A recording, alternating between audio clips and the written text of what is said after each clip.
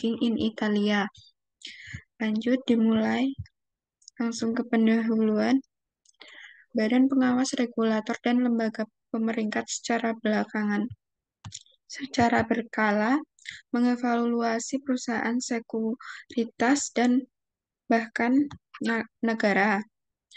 Stress test yang dilakukan secara bersamaan dalam menguji semua besar dengan skenario makroekonomi dan pasar yang sama pada saat yang sama merupakan inovasi utama yang tumbuh setelah krisis keuangan tahun 2007 sampai 2009. Salah satu keuntungan utama dari stress test adalah memberikan ukuran ke depan tentang apa yang mungkin terjadi pada pendapatan, kualitas kredit, dan tingkat modal dalam sistem perbankan ketika perekonomian memburuk. Diambil dari Hart, Kovner, Fikri, dan Banot tahun 2016. Kemudian, penelitian ini menginvestigasi metode stress testing untuk menilai ketahanan sektor perbankan Italia terhadap guncangan ekonomi makro selama periode 1989 sampai tahun 2023. Pada penelitian ini menggunakan metode pendekatan kuantitatif dengan data sekunder yang diperoleh dari berbagai sumber resmi. Pada penelitian ini menggunakan variabel yang pertama inflasi, kedua GDP real, yang ketiga exchange rate, yang keempat suku bunga pinjaman. Berikut hasil dari penelitian kami dimulai dari tingkat level. Yang pertama ada NPF, GDP, dan INF. Pada nilai NPF, nilai T statistiknya adalah sebesar min 2.369831 dengan nilai prop sebesar 0.577. Berdasarkan nilai prop, NPF tidak memiliki unitron pada tingkat signifikan 1%, 5%, dan 10%. Kedua, GDP. Nilai T statistik adalah min 1.383891 dengan nilai prop sebesar 0.5785. Berdasarkan nilai prop, GDP tidak memiliki unitrot pada tingkat signifikansi sebesar 1%, 5%, dan 10%. Yang ketiga, INF. Nilai T statistiknya adalah min 2.414808, dengan nilai probability sebesar 0.453. Berdasarkan nilai probability, INF tidak memiliki unirot pada tingkat signifikansi 1%, 5%, dan 10%.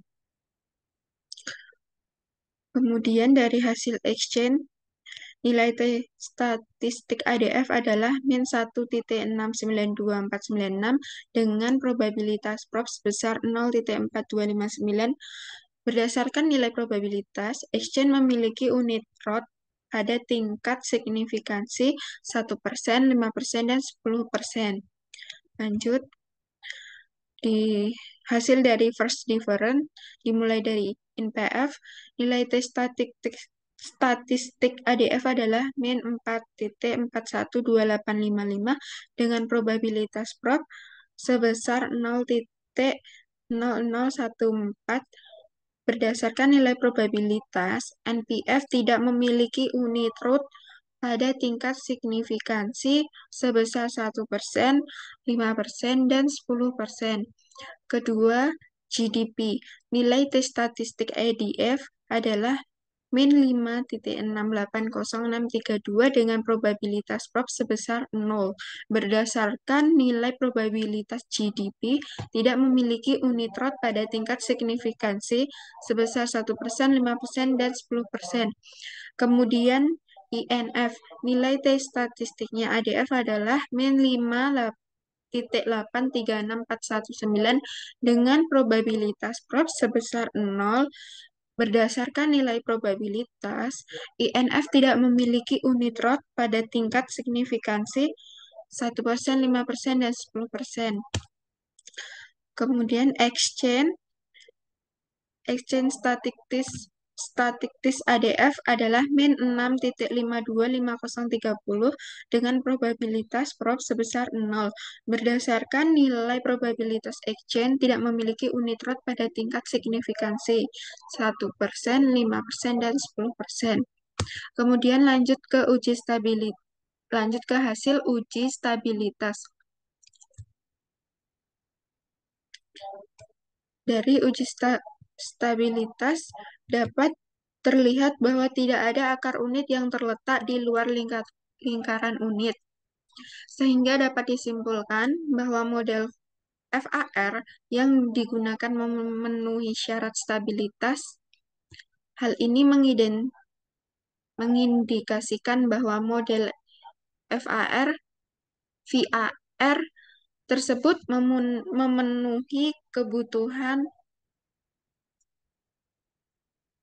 memenuhi kondisi stabilitas yang diperlukan untuk analisis lebih lanjut. Selain itu, tabel ini juga menyajikan nilai modulus dari masing-masing akar karakteristis polinomial. Nilai-nilai tersebut berkisaran antara 0,151034 hingga 0,7911408, menunjukkan bahwa model VAR yang digunakan memiliki stabilitas yang baik dan memenuhi syarat untuk analisis ekonometrika selanjutnya.